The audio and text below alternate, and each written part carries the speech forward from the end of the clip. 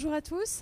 Donc ça y est, je pense qu'on va pouvoir commencer notre conférence sur la mobilité en entreprise avec le terme option pour une conduite plus verte. Donc je me présente, Nathalie Tournier, je suis la responsable pédagogique du centre de formation Van Berg Prévention. Nous sommes situés à Strasbourg. Je vous présente Manuel Duré qui est notre expert prévention mobilité pour tout ce qui est dédié aux véhicules lourds. On va aujourd'hui essayer de trouver des solutions à mettre en place au sein de vos entreprises. Alors si vous avez des flottes automobiles, alors que ce soit vers un parc qui est en voie d'être électrifié ou en véhicule encore, ça y est, j'ai pas le terme. Thermique, merci. Que ce soit effectivement du VL ou du PL, il y a une nécessité aujourd'hui de changer les choses. On sait aujourd'hui que 80% des parcs sont encore sur des véhicules classiques.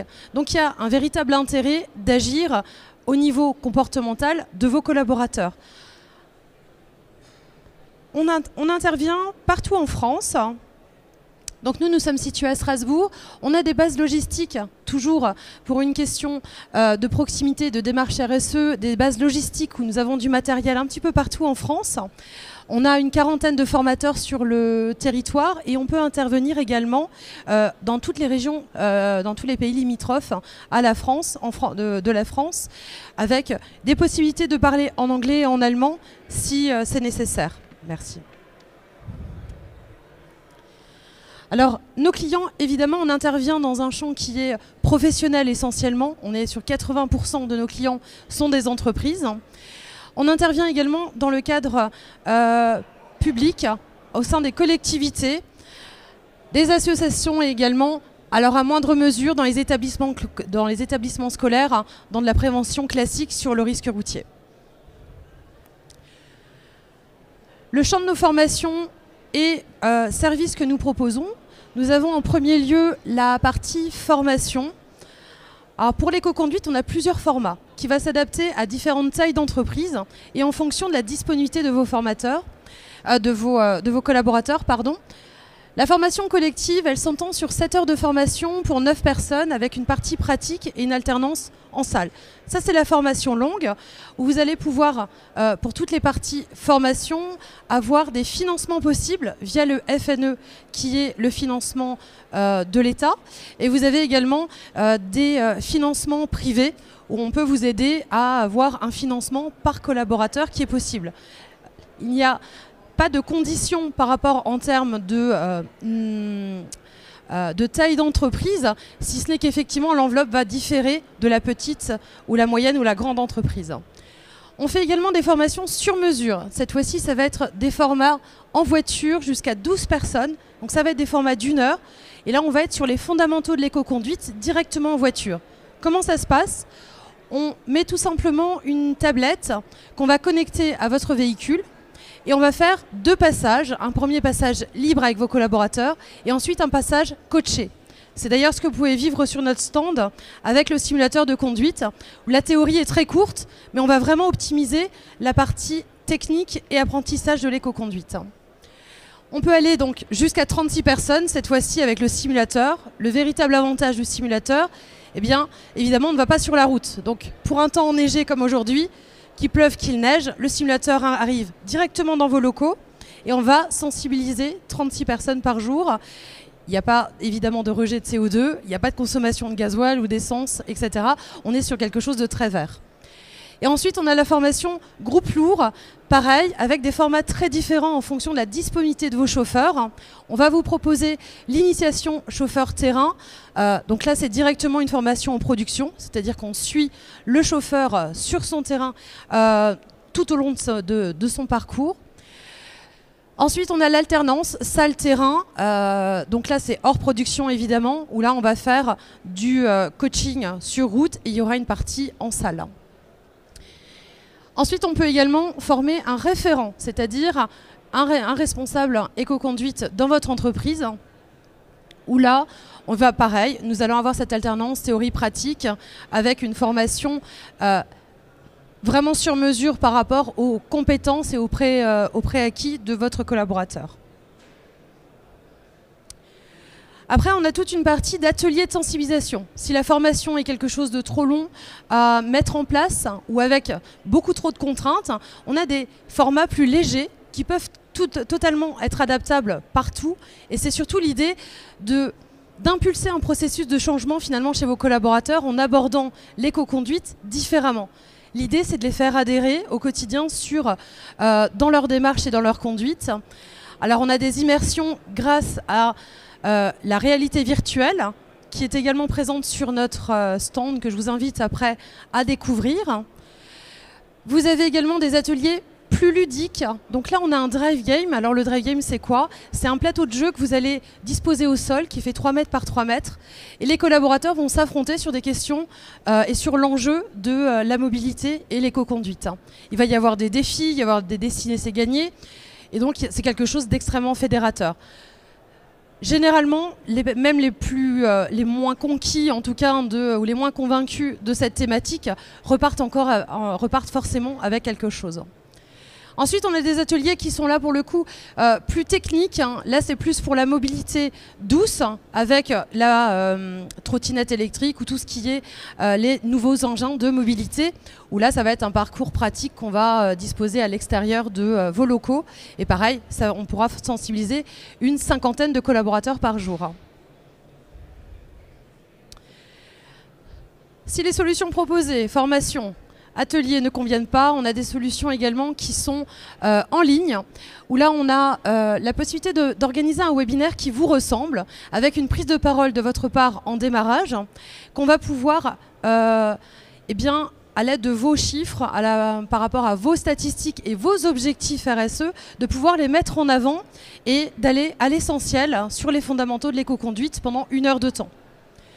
L'avantage du webinaire, c'est qu'on a quelque chose d'extrêmement technique, puisque c'est un expert mobilité, et il y aura une véritable interaction avec les participants sous forme de questions-réponses qu'on va voir à la fin de cette conférence. On a des e-learning, chose beaucoup plus classique, on arrive sur une plateforme. Là, c'est vraiment pour de la communication de masse. Si vous êtes plus de 250 collaborateurs, chacun va pouvoir en autonomie aller surfer sur son e-learning et aller à son rythme.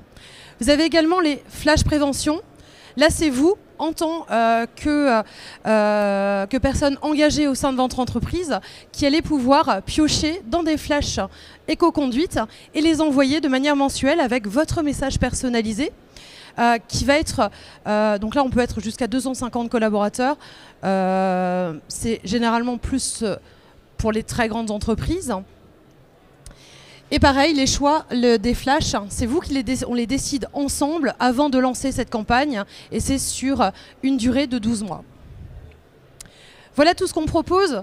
Ça, c'est notre point de départ de nos services Wenberg Prévention sur lesquels on vous accompagne au quotidien.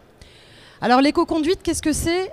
C'est évidemment un état d'esprit. Nos collaborateurs n'ont parfois pas la connaissance de comment faire et de comment l'appliquer, même si on a tous une volonté de bien faire, eh bien c'est parfois, il va nous manquer des clés, et ces clés, on va pouvoir les apporter à chacun au quotidien. On va aller plus loin, je vais passer le relais à Manuel. Hop. Pour entrer directement sur la partie comment agir. Alors on va agir sur 3 niveaux bien sûr, sur la partie organisation globale de la flotte, les trajets, etc. Évidemment, c'est des points essentiels. Sur le véhicule et sa conduite, et c'est là où prendra le relais Manuel, et sur l'environnement, c'est le choix du parc que vous aviez mis en place, évidemment.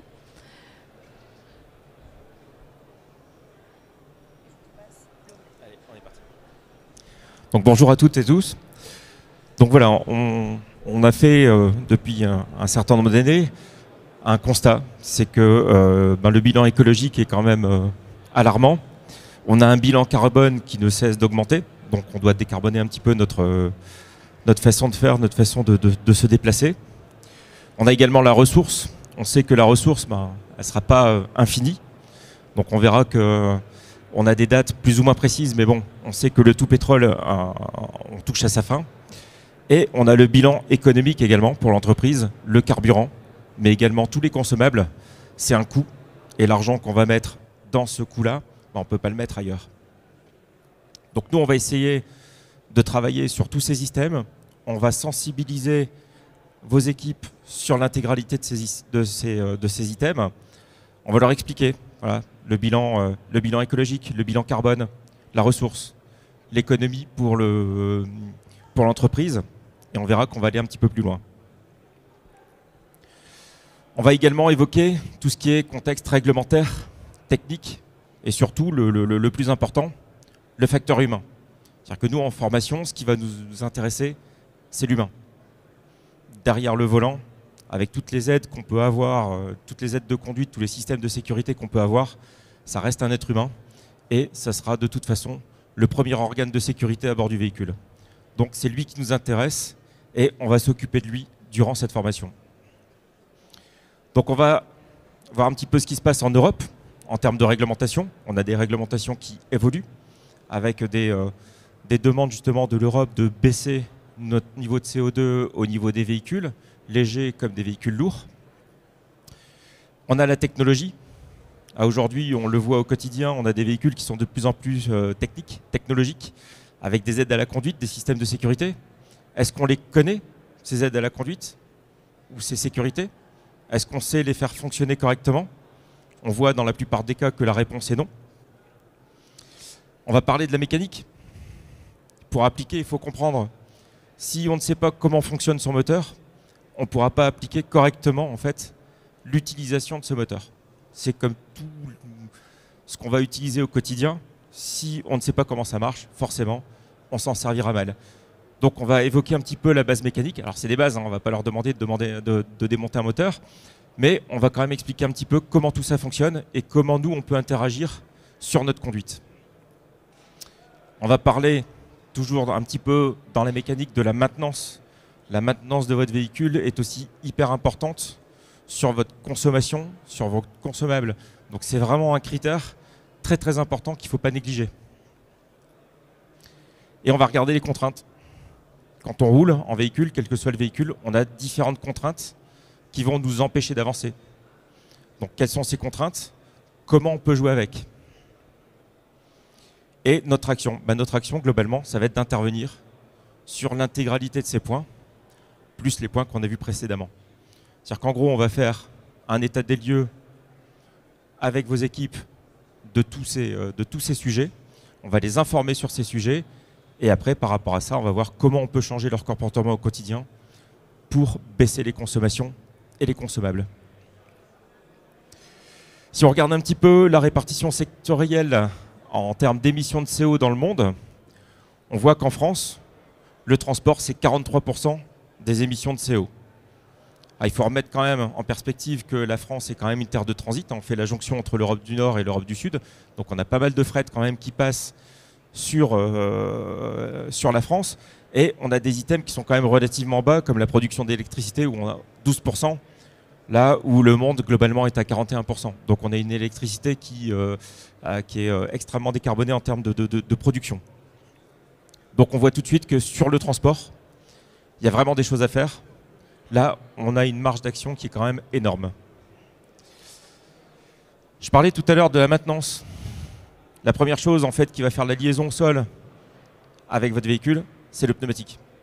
Donc c'est un point qu'il ne faut pas négliger parce qu'on s'aperçoit qu'une pression des pneus qui est mauvaise, une pression des pneus inférieure de 20%, ça va être une augmentation de votre consommation de carburant de 5%.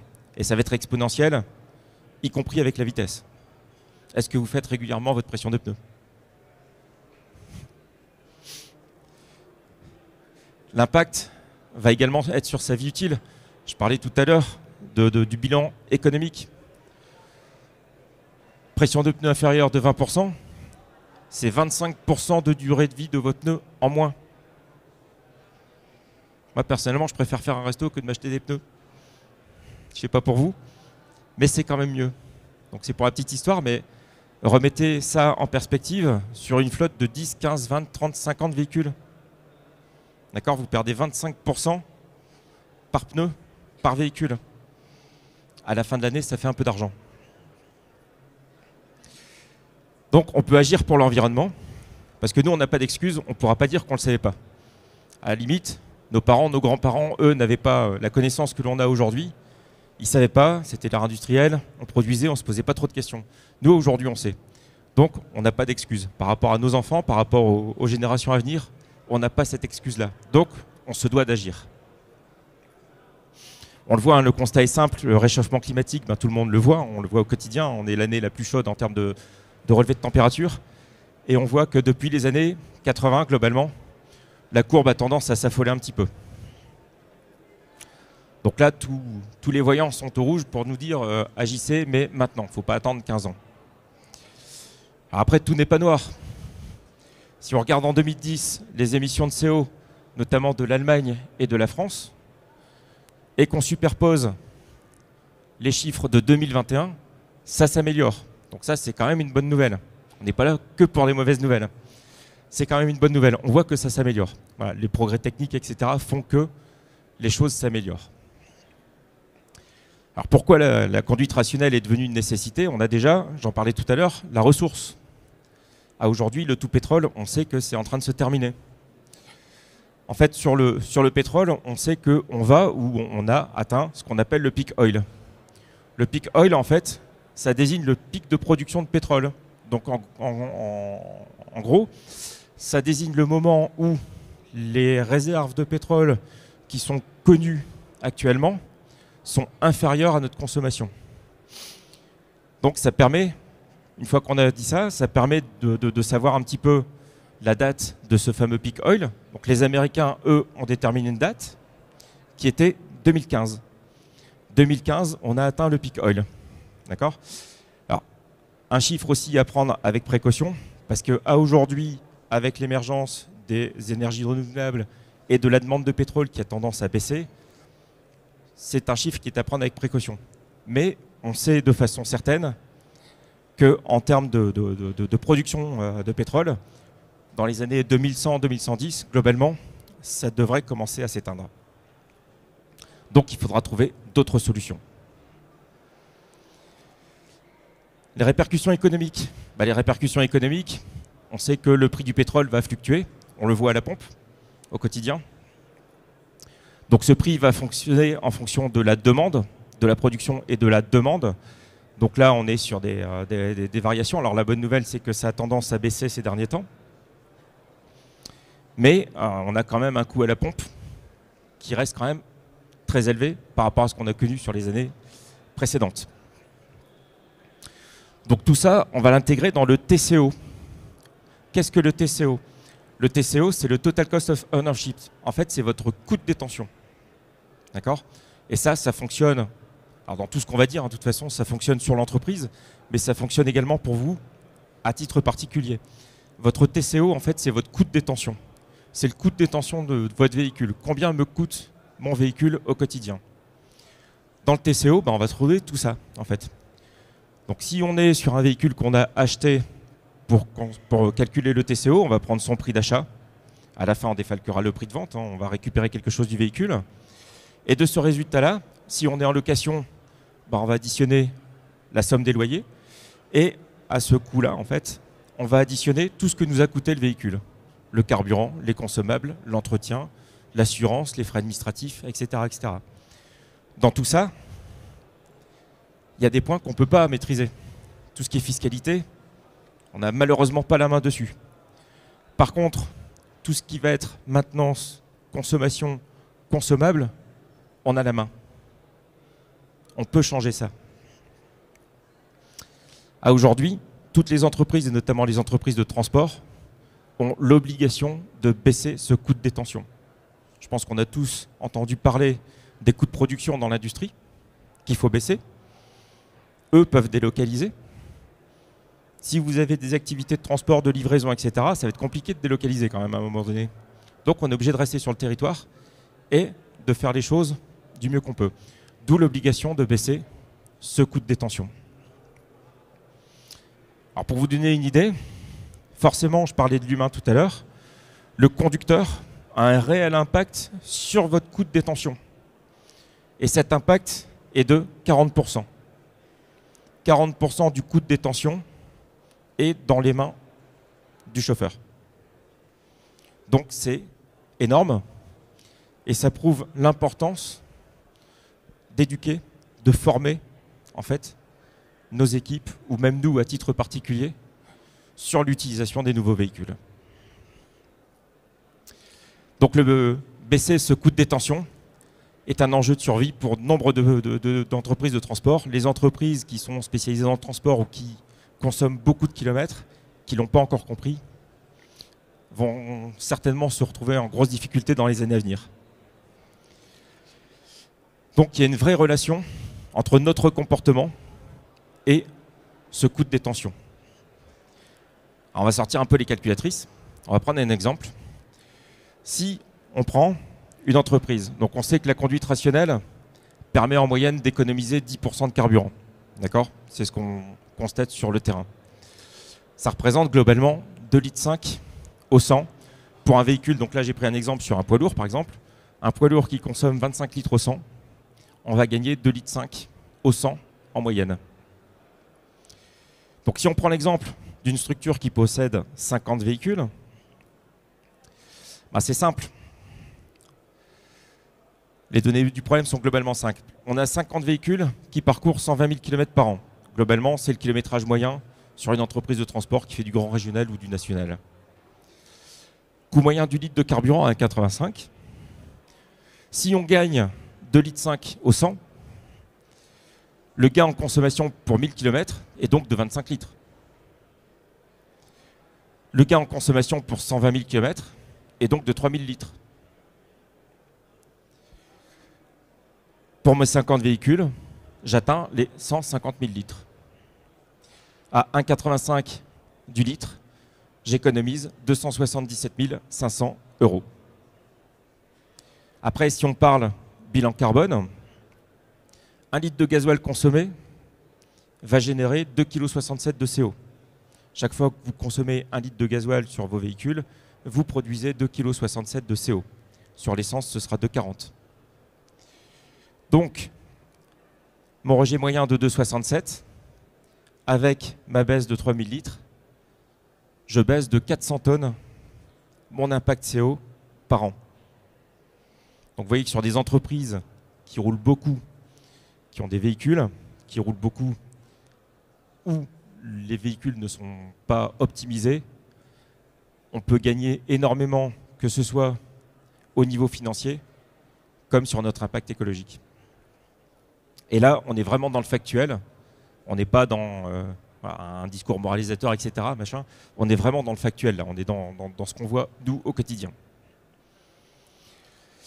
Alors, pourquoi on en est arrivé là? Parce que le métier n'a pas cessé d'évoluer. Donc là, on est toujours dans le groupe lourd, mais c'est vrai également dans vos véhicules que vous utilisez au quotidien. Le véhicule que l'on utilise aujourd'hui, ce n'est pas le véhicule qu'on utilisait il y a 10 ans. Ça a un petit peu évolué depuis. On est passé globalement de ça à ça. On passe de plus en plus sur de la conduite autonome. Donc on est passé de véhicules globalement assez basiques à des véhicules de plus en plus performants et techniques. D'accord ?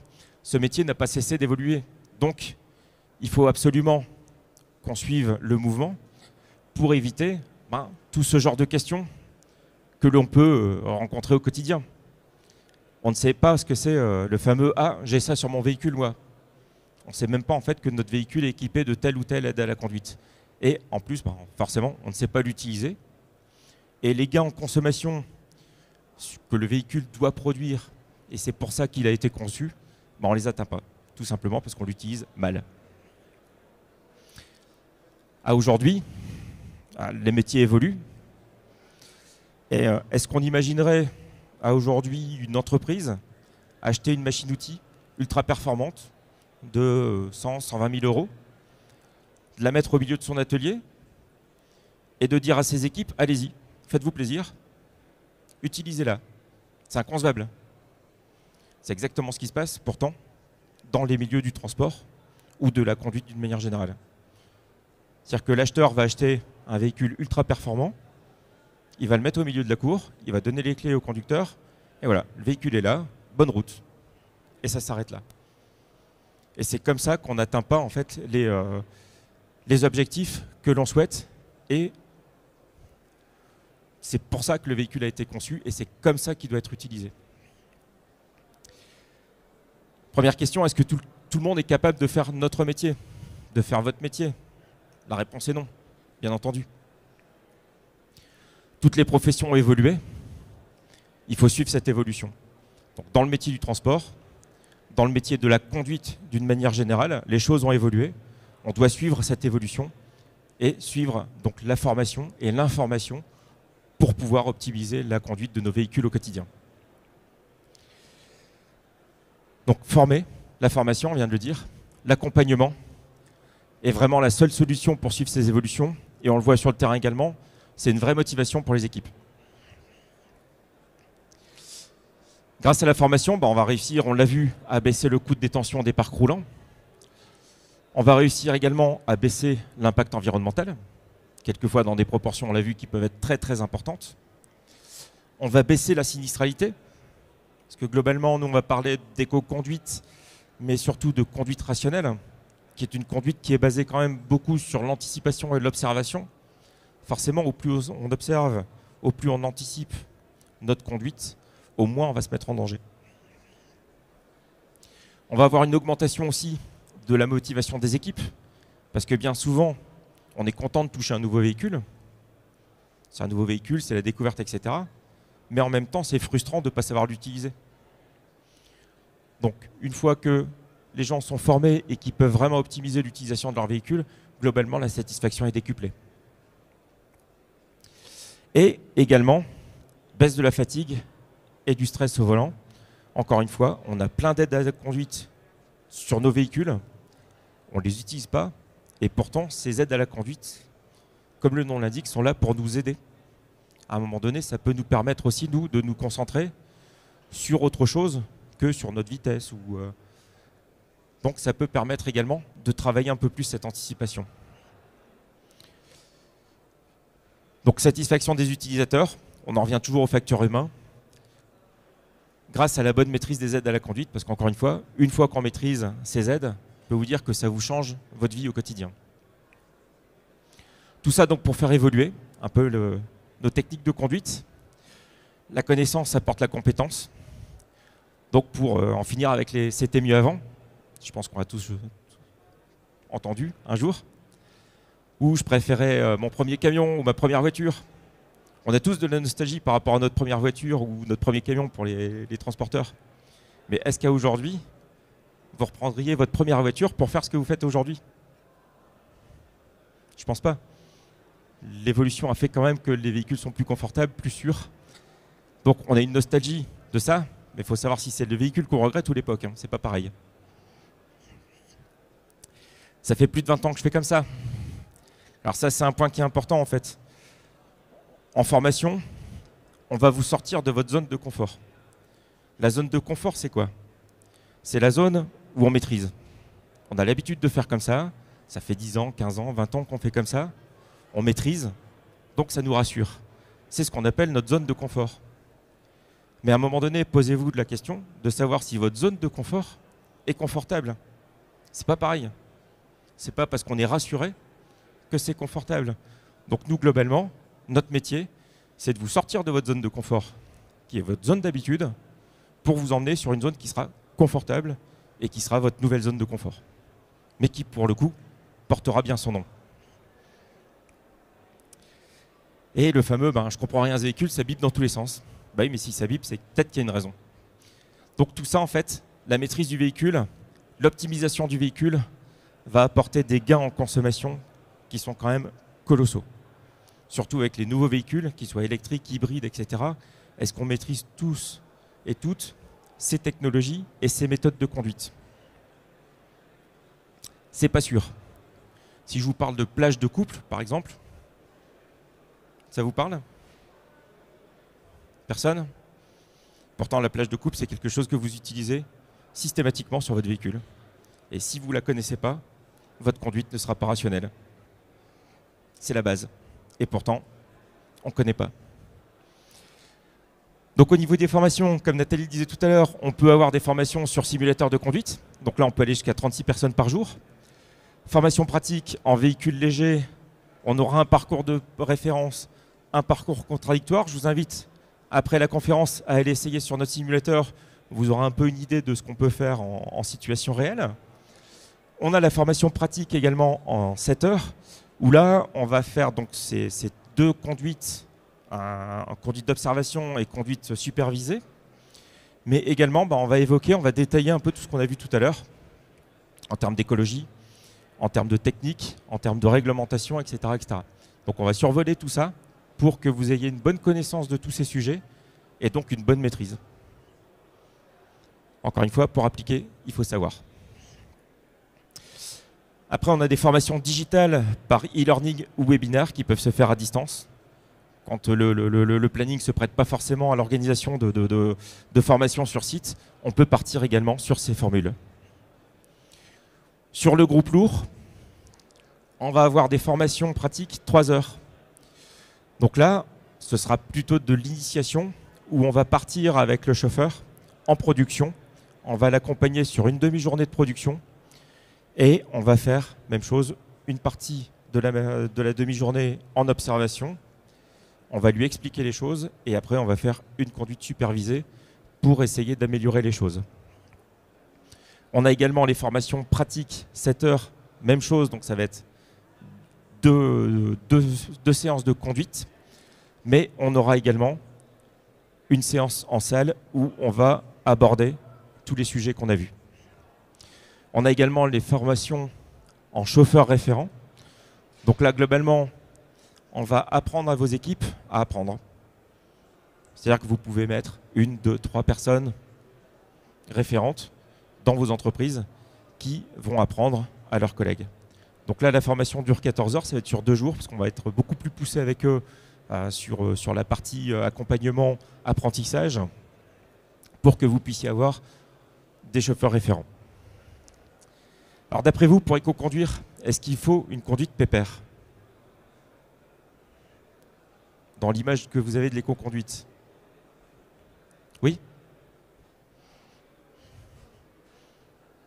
Eh ben non.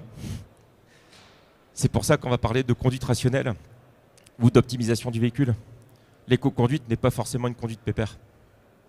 La conduite rationnelle, ça va être une conduite qui va permettre de consommer moins, de maîtriser son coût de détention, mais de maîtriser ses temps de parcours également.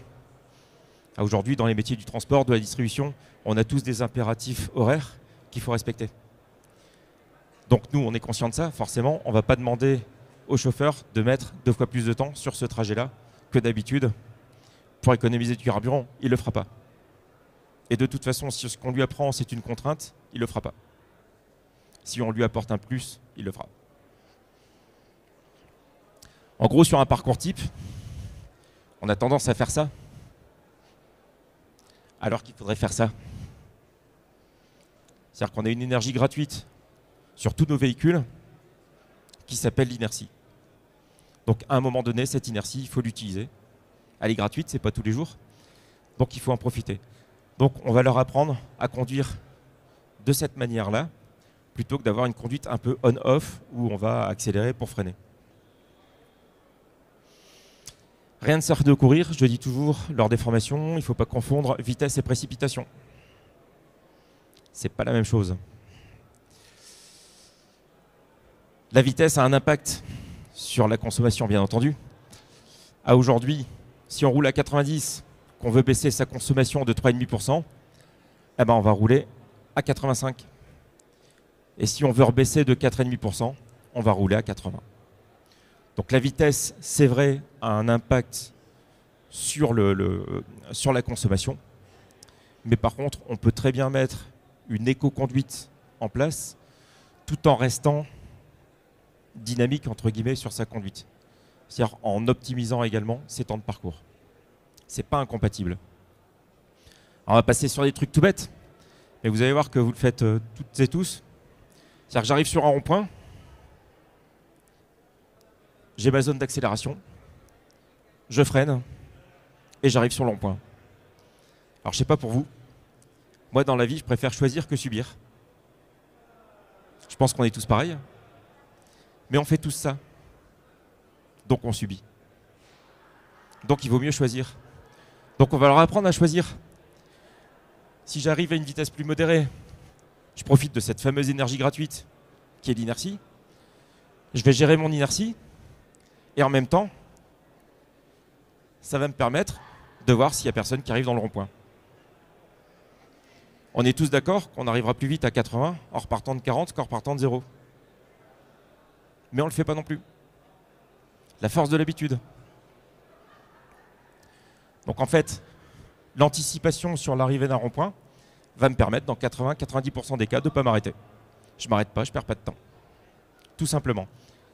Donc on va reprendre sur des fondamentaux. Même chose, si j'arrive sur un rond-point, j'ai des véhicules qui sont devant moi, ça ne sert à rien de me précipiter pour m'arrêter derrière les véhicules, avancer de 5 mètres, m'arrêter, avancer de 5 mètres, m'arrêter. Je ne vais pas gagner de temps. Autant profiter de ce temps-là pour gérer sur l'inertie.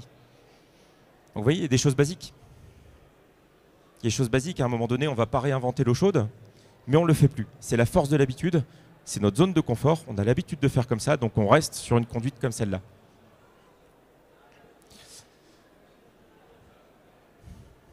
En jouant sur cette inertie, globalement, on va gagner 100, 200, 300 mètres. D'accord? Allez, en fourchette basse, on va dire que je gagne 100 mètres. Ah, mais si je passe 10 ronds-points par jour, je gagne 1000 mètres. Et si je fais la même chose sur les virages, je passe 10 virages par jour, je regagne 1000 mètres. Et si je fais la même chose sur les feux, je prends 10 feux par jour, je regagne encore 1000 mètres. Ce qui fait que sur l'année, quand on remet sur l'année, on gagne plus de 2200 km sur l'inertie. C'est tout bête, mais on ne le fait plus. Donc c'est le genre de choses basiques qu'on va réapprendre. Donc voilà en gros sur les formations. Donc c'est vrai, encore une fois, sur ce qu'on va faire sur le groupe lourd. On va appliquer les mêmes choses sur l'automobile ou sur le véhicule utilitaire. Et tout ça fonctionne également pour vous au quotidien sur vos véhicules particuliers. Et vous allez voir qu'en termes de coût de détention, vous allez voir la différence. Des freins ne s'usent que si on s'en sert. On ne s'en sert pas, on ne les use pas. Tout simplement. Est-ce que vous avez des questions par rapport à ça? Par rapport à ce qu'on a vu? Ou ça vous paraît clair? Est-ce que j'ai été clair? Voilà, ben merci beaucoup de votre attention. Je ne sais pas si tu as quelque chose à rajouter, Nat? Donc voilà, donc on est à votre disposition sur le stand qui est juste là. On a le drive game, le speed game qui est là. On a le simulateur. Donc je vous invite à participer aux séances de simulateur. Vous allez voir un petit peu que c'est quand même assez rigolo. Et vous allez voir ce qu'on peut faire en formation, soit sur simulateur, soit sur vos véhicules. Merci beaucoup.